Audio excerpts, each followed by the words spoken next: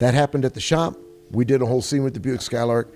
A week later, I'm getting a call from somebody in New York. Hey. Danny Koker built an empire restoring classic cars on reality TV, but behind the chrome and cameras lies a story most fans never heard. Legal battles, employee betrayal, and fake drama manufactured for ratings. And all of this was because of that horrifying thing found in Danny Koker's garage. The spin-off that became a phenomenon. Before Danny Koker had his own show, he was just another expert showing up on Pawn Stars. In 2010, Danny would roll into Rick Harrison's pawn shop whenever a customer brought in vintage cars or motorcycles. He'd give them the rundown, offer a valuation, maybe crack a joke. The producers at History Channel noticed something.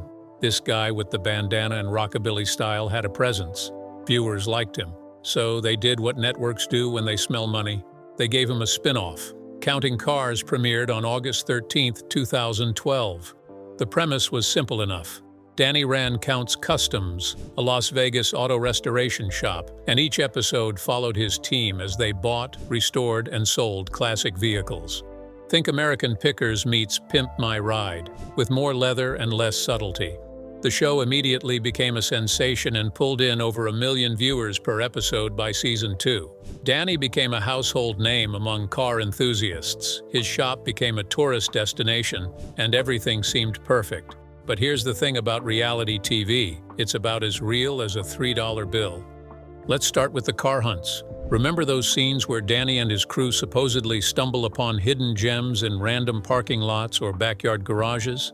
They are completely staged. According to multiple sources who've dissected the show's production methods, those spontaneous discoveries were scouted weeks in advance by producers. The owners were contacted, deals were negotiated off camera, and then everyone pretended to be surprised when Danny rolled up with his checkbook. One former crew member mentioned that some vehicles were even transported to specific locations just for filming. The shock, the haggling, the dramatic pauses, all scripted beats designed to manufacture tension. Then there's the timeline deception. The show made it look like restorations happened in days or maybe a couple of weeks. Cut from Danny buying a rusted Cadillac to the big reveal where it's gleaming under studio lights and you'd think his team worked some kind of magic. Reality? Those builds took months, sometimes over a year. The editing compressed time, skipped over the boring parts, the waiting for parts, the trial and error, the complete teardowns that revealed structural damage nobody expected. They'd film the beginning, film the end, and pretend everything in between happened quickly, but not everything was fake. The actual restoration work? That was legitimate. Danny's crew, guys like Ryan Evans, Rolly Sabo, and Kevin Mack, were real craftsmen who knew their way around metal and engines. The paint jobs were authentic, the custom modifications were genuine. When they transformed a beat-up 1972 Chevy C10 into a showpiece, that truck actually looked that good in person. The shop itself was real, located at 2714 South Highland Drive in Las Vegas, and customers could actually hire Count's Customs for restorations outside of the show. The drama between employees, though, mostly manufactured. There are some parts that weren't manufactured, though, but we'll get to that later on. However, those heated arguments about missed deadlines or budget overruns were producer-encouraged moments of conflict. Reality TV needs tension, needs personalities clashing, needs someone to play the hothead and someone to play the voice of reason. Danny himself stayed relatively drama-free on camera, playing the cool boss who loved cars more than chaos. But the interpersonal stuff, the so-called crew dynamics, those were amped up for entertainment value. And the financial side was creative fiction. When Danny bought a car for $15,000, he spent $40,000 restoring it and sold it for $60,000. The show treated that $5,000 profit like a massive win. But those numbers never included overhead, shop rent, employee salaries, insurance, tool maintenance, marketing. The actual profit margins in custom auto work are razor thin, sometimes non-existent. Many shops operate at a loss on individual builds, making money through volume or side ventures. Count's Customs stayed afloat partly because the show itself was profitable, not necessarily because every restoration turned a profit. So what's the takeaway here? Counting Cars was a heavily produced reality show that used real skills to create fake scenarios. The cars were real. The craftsmanship was real. Everything else? entertainment, and that entertainment came with consequences nobody saw coming. The rumors, the myths, and why the show really ended. With the mess the show has found itself in, you'd wonder if the name should be Counting Messes instead of Counting Cars. Here's what we mean. When you're on TV for 9 seasons, rumors multiply like rabbits. Danny Koker became the subject of wild speculation, conspiracy theories, and outright fabrications that spread across social media and gossip sites. Let's kill some of these myths right now. First, the health rumors. Around 2018 and again in early 2024, internet whispers suggested Danny was seriously ill. Some claimed he had cancer. Others said he'd suffered a stroke. A few particularly creative theorists insisted he'd died and been replaced by a look-alike. The truth? Danny lost about 35 pounds between 2016 and 2018, which sparked the speculation. But it wasn't an illness. It was stress and intentional lifestyle changes. Running a business while filming a TV show while dealing with lawsuits, which we'll get to, takes a toll. He trimmed down, looked different on camera, and people assumed the worst. As of 2025, Danny is alive, healthy, and still running Counts Customs. Then there's the wife death rumor. Danny married Danny Koker in the 1990s, and she's been by his side ever since. But periodically, usually after Danny takes a break from social media, rumors circulate that Corey died. She hasn't. She's alive and occasionally appears at events with Danny. The rumor seems to stem from the fact that Danny keeps his personal life intensely private, and Corey was never a major presence on the show. People fill the information vacuum with speculation, and death rumors are unfortunately common for private public figures. There are also the Counts Customs closure rumors pop up constantly. Every few months, someone posts that the shop shut down. Not true. The physical location at 2714 South Highland Drive is still operational as of 2025. They take restoration projects, they run a small museum, they do tours for fans. The confusion comes from the show ending, which people mistakenly equate with the business closing. The shop existed before Counting Cars and continues after it. Now, the CBD oil controversy. This one actually happened and it was weird. In 2019 and 2020, Danny's name and image appeared in advertisements for CBD products he never endorsed. Scam companies used his photo without permission, claiming he'd made millions investing in CBD oils and recommending specific brands. Danny never endorsed any CBD products. His team issued cease and desist letters, but these ads kept popping up on shady websites and social media. It's a common celebrity exploitation scheme. Use someone's face, fabricate a quote, link to a sketchy product, profit before anyone shuts you down. Danny wasn't involved, didn't profit, and actively fought against it. If he had fought like that for the show, maybe Counting Cars wouldn't have ended. But why did Counting Cars actually end? The show wrapped after season 9 in 2021, and History Channel never officially renewed it. No dramatic announcement, no farewell special. It just stopped. The reasons are pretty straightforward when you dig into them. First, ratings declined. Season 1 pulled over 1.3 million viewers per episode. By season 9, that number dropped below 800,000. Reality TV is a hits-driven business, and when viewership slides, networks cut shows, regardless of legacy. Second, production costs increased. Filming in Las Vegas, paying a full crew, securing locations, all of that got more expensive over 9 years while ad revenue decreased. The profit margin was dwindling, but even apart from all of this, the show would still have ended because of this third reason. Danny was exhausted. Filming a reality show while running an actual business is brutal. You're performing for cameras, managing employees, dealing with customers, handling logistics, all simultaneously. Danny mentioned in a 2025 interview with Top Speed that the show became more work than fun toward the end. He valued his privacy, his ability to focus on craftsmanship without cameras hovering, and the freedom to take projects that mattered to him rather than projects that made good TV. But here's the key thing. The show ending didn't hurt Counts Customs. If anything, it helped. Without the pressure of filming schedules and manufactured drama, Danny's shop returned to what it always was, a legitimate custom auto restoration business. They take on fewer projects now, maybe 15 to 20 major builds per year instead of the 40+ they churned out during the show's peak. but the quality improved. The shop focuses on high-end clients willing to pay $75,000 to $150,000 for full restorations. They also do smaller jobs, maintenance work, and consultations. The business model shifted from volume to expertise.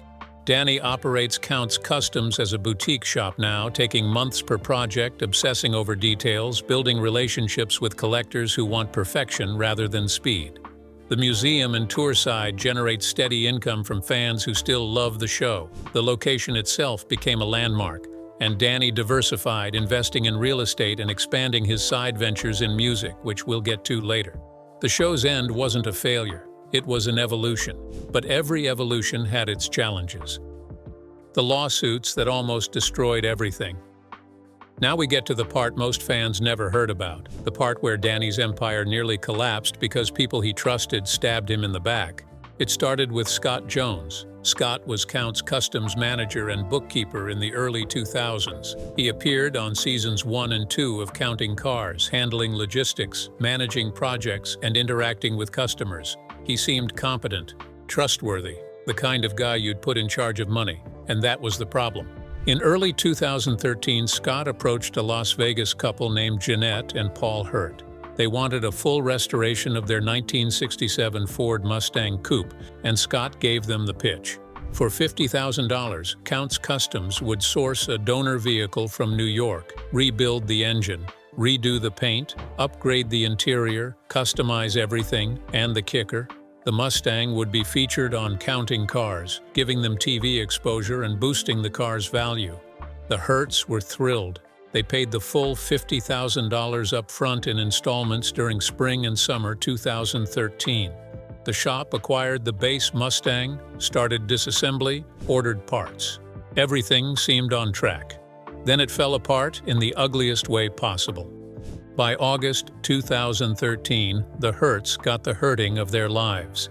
They learned that History Channel pulled filming for their project due to scheduling conflicts. No TV feature. Scott assured them the restoration would continue on schedule with delivery by late 2013, but progress stalled. Parts weren't arriving. Communication broke down. The Mustang sat in the shop, half dismantled, collecting dust. Then, Scott vanished. He was abruptly fired from Count's Customs in late 2013. The Hurts were told he no longer worked there and project oversight shifted. But nobody picked up the pieces. By early 2014, their dream car remained incomplete, and Danny's shop wasn't returning calls, so they sued. In February 2014, the Hurts filed a lawsuit in Clark County District Court. They accused Count's Customs of breach of contract, fraud, and fraudulent withholding of their $50,000. Their complaint stated the shop used the TV angle to lure them without any real commitment, mismanaged the project after payment, and essentially stole their money. They wanted full refunds plus interest, legal fees, and punitive damages for emotional distress.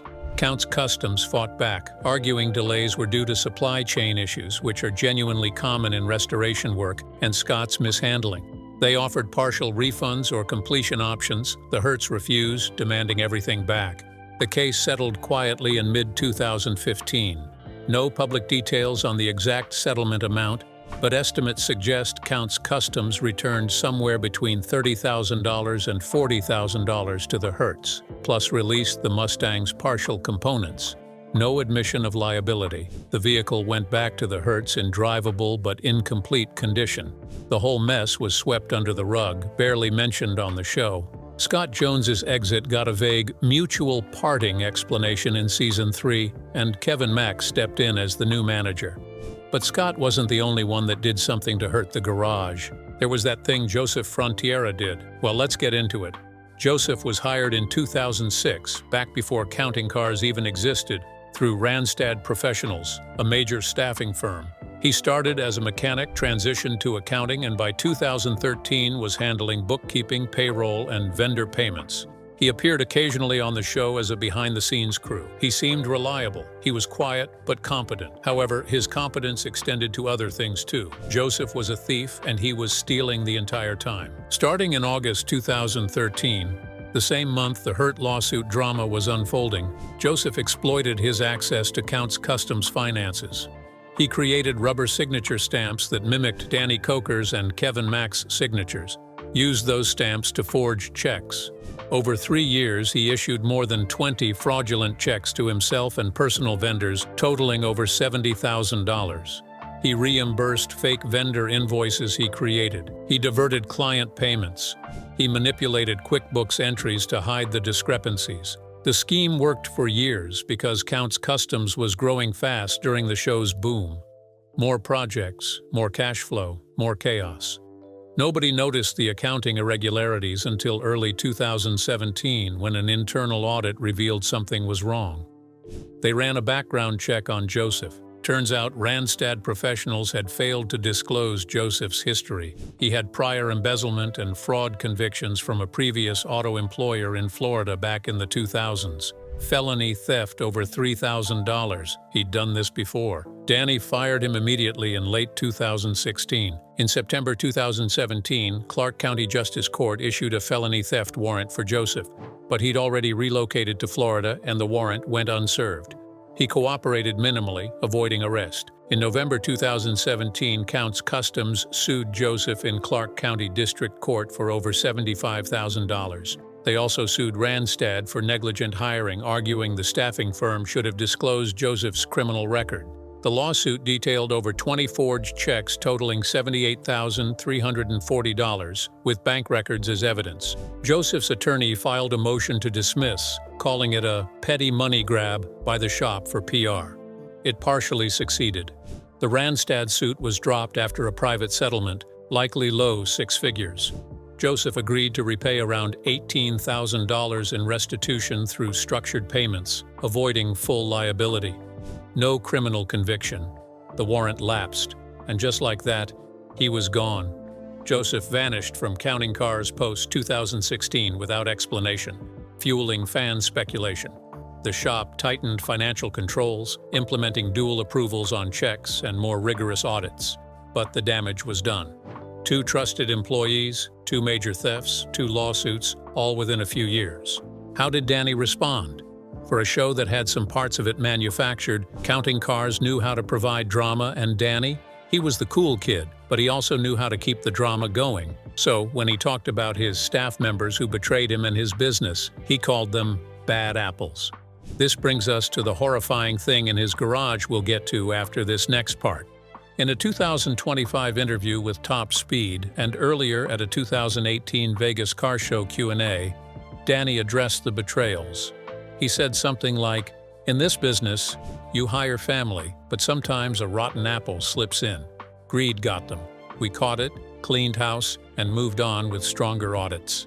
He emphasized loyalty to his core team like Ryan Evans and Mike Henry, blamed staffing firms for vetting failures, and framed the incidents as learning experiences rather than existential threats. And honestly, he's right. Employee theft happens in small businesses constantly. The fact that Counts Customs survived 2 significant embezzlement cases and a major customer lawsuit without shutting down speaks to the underlying strength of Danny's operation. He took the hits, adjusted, and kept building cars, but it cost him. The stress contributed to that 35-pound weight loss. The legal fees ate into profits. The reputation took a minor hit among people who follow automotive industry drama, and trust became harder. Danny became more guarded, more selective about who he let into his inner circle. Still, the garage stayed open. The reason for those betrayals is because of that horrifying thing in Danny's garage. It is not a physical thing, but it is something that is breezing through the garage, and if Danny is not careful, he would become a victim of it. What is this thing? Greed. Those who have been observing Danny's garage see how easy it is to be tempted to steal and to lie. Danny gets many customers, and he can't be everywhere at the same time. So, that breed that hangs around his garage grips his staff members. But the good thing is, Danny is positive. The bad news is, greed is a subtle spirit. It may have even already possessed Danny. The man behind the bandana.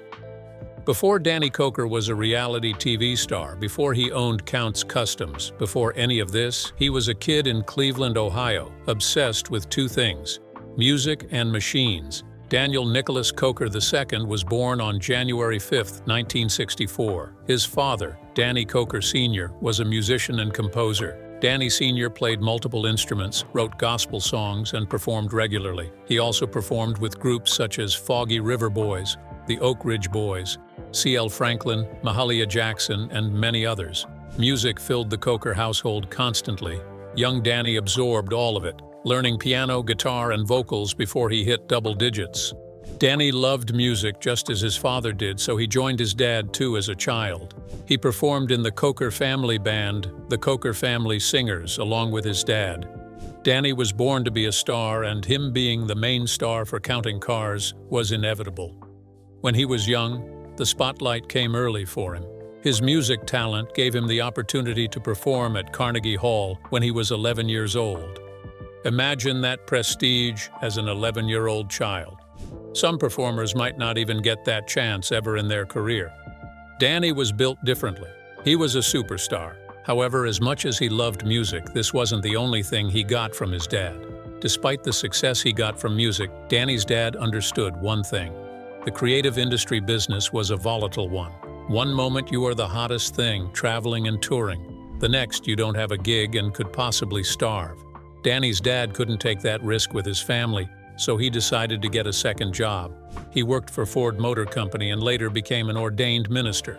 However, Danny wouldn't become an ordained minister. Ever since he discovered the love of cars through his father's job with Ford, Danny became obsessed. His father's job at Ford meant access to vehicles, shop talk, engine theory. Danny spent weekends watching mechanics work, asking questions, getting his hands dirty. By age 8, he was helping his dad with oil changes and brake repairs. By his teens, he was rebuilding small engines in the family garage. He also continued to sing too. After high school, Danny pursued music seriously. He sang and played in multiple bands throughout the 1980s and 1990s, mostly rock and roll with blues influences. He wasn't chasing pop stardom. He loved the craft, the performance, the feeling of connecting with an audience. He performed in dive bars, small venues, anywhere that would have him. Then, in the 1990s, Danny formed Count's 77. It's a hard rock band with a classic vibe, heavy on guitars and driving rhythms. Danny serves as lead vocalist. The name Count came from his personal style and love of Dracula-esque imagery, the bandanas, the leather, the darker aesthetic. The band released albums, played Vegas regularly, and built a dedicated local following. They're still active as of 2025, performing occasional shows when Danny has time. The duality of loving cars and music defined him.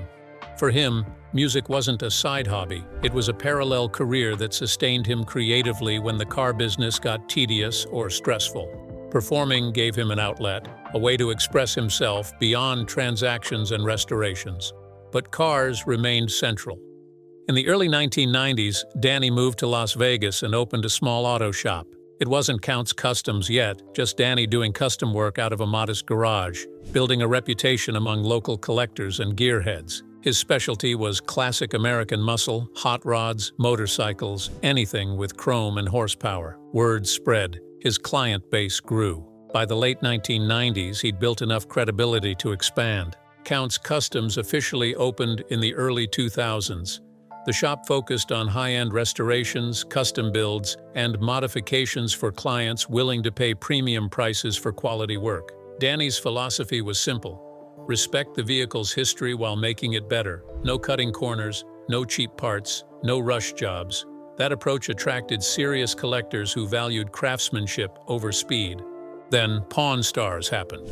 Rick Harrison, who knew Danny through the Las Vegas car scene, started calling him whenever vintage vehicles showed up at the pawn shop.